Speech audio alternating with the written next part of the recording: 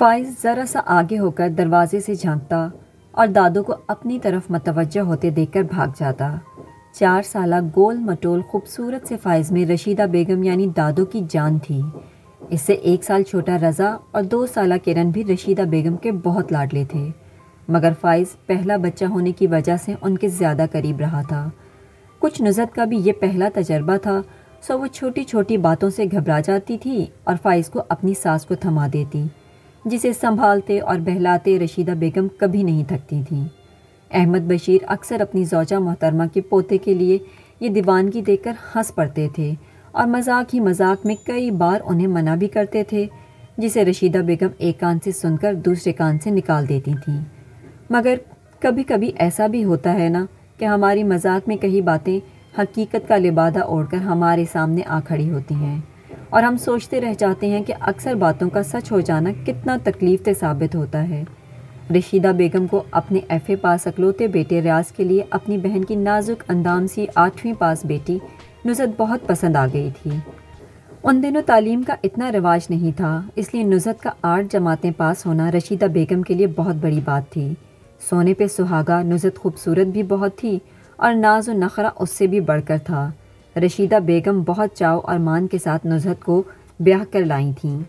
کئی مہینے تک اس کے ناز و نخرے اٹھائے کہ آس پاس اور ملنے ملانے والوں نے اعتراضات شروع کر دیے تھے کہ رشیدہ بیگم نے اپنی بہو کا دماغ 7ویں آسمان پر پہنچا دیا ہے۔ رشیدہ بیگم سنتی اور ہنس کے ٹال دیتی۔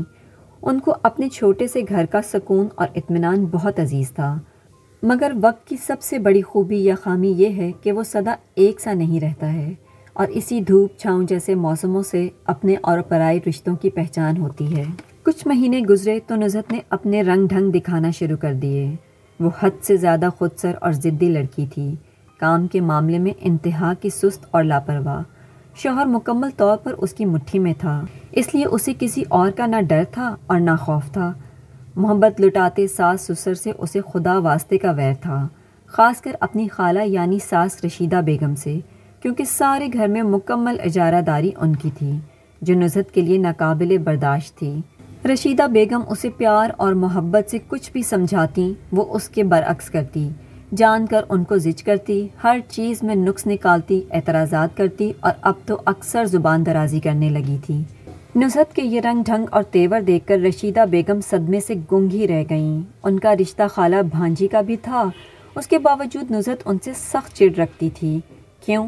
اس کیوں کا جواب ان کے پاس نہیں تھا، مگر وقت کے پاس ہر سوال کا جواب ہوتا ہے، مگر افسوس کہ وقت پہ نہیں ہوتا۔ وقت اپنی مخصوص رفتار سے گزرتا رہا۔ اس گھر کے آنگن میں بچوں کی آوازیں گونجنے لگیں۔ رشیدہ بیگم نے تینوں بچوں کی بار نزہت کا بہت خیال رکھا، بیڈ پر بٹھا بٹھا کر ہر چیز پیش کی، حالانکہ اب ان کی صحت دن بدن گرتی جا رہی تھی، اس لیے تینوں بچے ایک طرح سے دادی کی گود میں ہی پلے تھے۔ مگر اب پچھلے کچھ عرصے سے گھر میں عجیب صورتحال پیدا ہو گئی تھی۔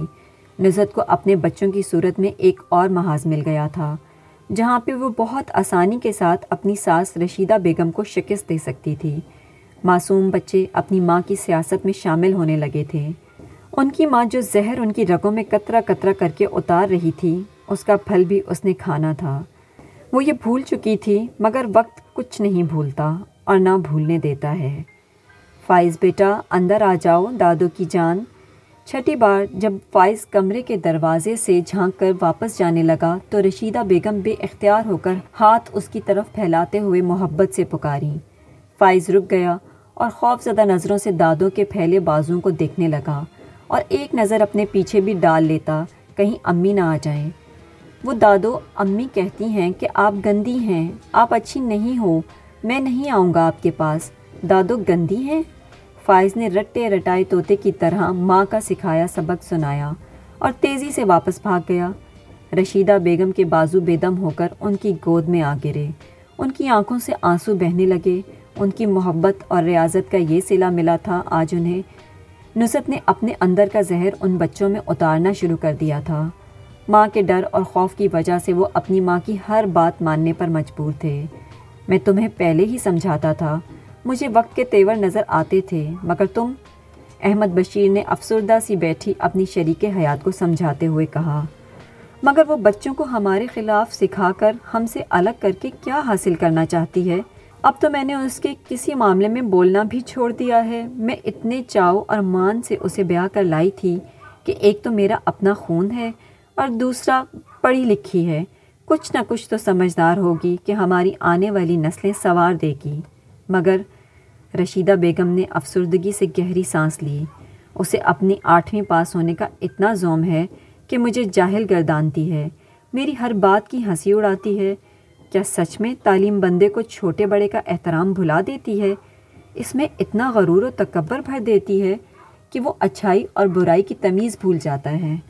اس سے بہتر تو میں کسی ان پڑھ لڑکی کو اپنی بہو بنا لیتی۔ کم از کم میری طرح کی ان پڑھ عورت کو رشتوں کا احترام تو ہوتا نا، رشتے بنانا تو جانتی نہ وہ۔ رشیدہ بیگم نے اپنی چادر کے پلو سے اپنی آنکھیں پونچھی۔ دونوں میاں بیوی گزرتی رات کے پہلو میں اداس اور غمگین سے بیٹھے تھے۔ عمر کی نقدی تیزی سے ختم ہونے کو تھی اور وقت کا پہیہ تیزی سے گھومتا منظر پہ منظر بدل رہا تھا۔ بڑے سے گھر کی خوبصورت سے لان میں دونوں بچے ادھر سے ادھر بھاگ رہے تھے۔ باغ میں رنگ رنگ کے پھول تھے جن پہ شوخ رنگ کی تتلیاں اڑتی ان کی خوبصورتی کو بڑھا رہی تھیں۔ رامس نے ایک تتلی ہاتھ میں پکڑی اور خوشی سے چیختا ہوا دادو دادو پکارتا اندر کی طرف بھاگا۔ دادو کا کمرہ باقی گھر سے ہٹ کر تھا، جہاں ہر وقت اکیلی پڑی وہ کسی کی آہٹ کی منتظر رہتی تھی۔ 7 سالہ رامس اور 4 سالہ الینا سب سے نظر بچا کر کبھی کبھار ان کے پاس چلے جاتے تھے، مگر ایسا بہت ہی کم ہوتا تھا۔ ابھی رامس نے دادو کے کمرے کا دروازہ کھولا ہی تھا کہ کسی نے اس کا ہاتھ پکڑ کر سختی سے روکا۔ رامس، میں نے منع کیا تھا نا کہ یہاں نہیں آنا ہے۔ آپ کی دادو بیمار ہیں، جراثیم لگ جائیں گے آپ کو، چلو یہاں سے۔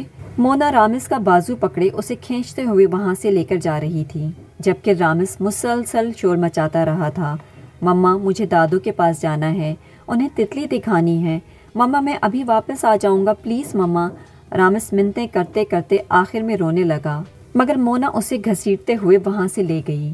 جاہل گوار عورت نے میرے بچے بھی بگاڑ دیے ہیں، پتہ نہیں کب جان چھوٹے گی اس عذاب سے، مونا غصے اور نفرت سے بڑبڑاتے ہوئے کہہ رہی تھی۔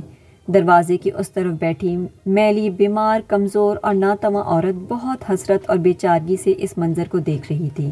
کبھی وہ بھی اس غرور سے زمین پہ چلتی، لوگوں کو حقارت کی نظر سے دیکھتی تھی۔ فرق صرف اتنا ہے کہ آج وہ خود اس جگہ پہ کھڑی ہوئی تھی جہاں کبھی اس کی ساس رشیدہ بیگم کھڑی تھی، اپنے زمانے کی 8ویں پاس، خوبصورت ناز اندام، شوہر کے دل پہ راج کرنے والی، ساس سسر کی اکلوتی اور چہیتی بہو۔ نزہت آج کے زمانے کے حساب سے جاہل اور گنوار کہلاتی تھی۔ اس کے میلے اور گندے حلیے کی وجہ سے کوئی اس کے پاس نہیں آتا تھا، حتیٰ کہ وہ بیٹے بھی نہیں جن پہ اسے بہت مان تھا۔ کبھی اس کے بیٹے اپنے بچپن سے اپنے گھر کے بزرگوں کے ساتھ ناروا سلوک دیکھ رہے تھے، اسی لیے آج جب ان کی ماں اس سٹیج پر پہنچی اور اس کی بیویوں نے وہی سلوک ان کی ماں کے ساتھ کیا تو انہیں کچھ الگ یا برا محسوس نہیں ہوا۔ فرق صرف اتنا ہے کہ رشیدہ بیگم کے دکھ سکھ بانٹنے والا ان کا ساتھی اور شریک حیات زندہ تھا، جبکہ اپنے ضمیر کی عدالت میں روز کوڑے کھانے والی نزہت کو اپنے شوہر کی وفات کے بعد یہ سب اکیلے برداشت کرنا پڑ رہا تھا۔ آپ وقت کو جو دو گے، وقت آپ کو وہی لوٹائے گا سود سمیت۔ کاش ہر عورت اپنے بچوں کو نفرت کا زہر پلانے سے پہلے یہ سوچ لے کہ کل کو یہ زہر اس کا نصیب بھی بن سکتا ہے۔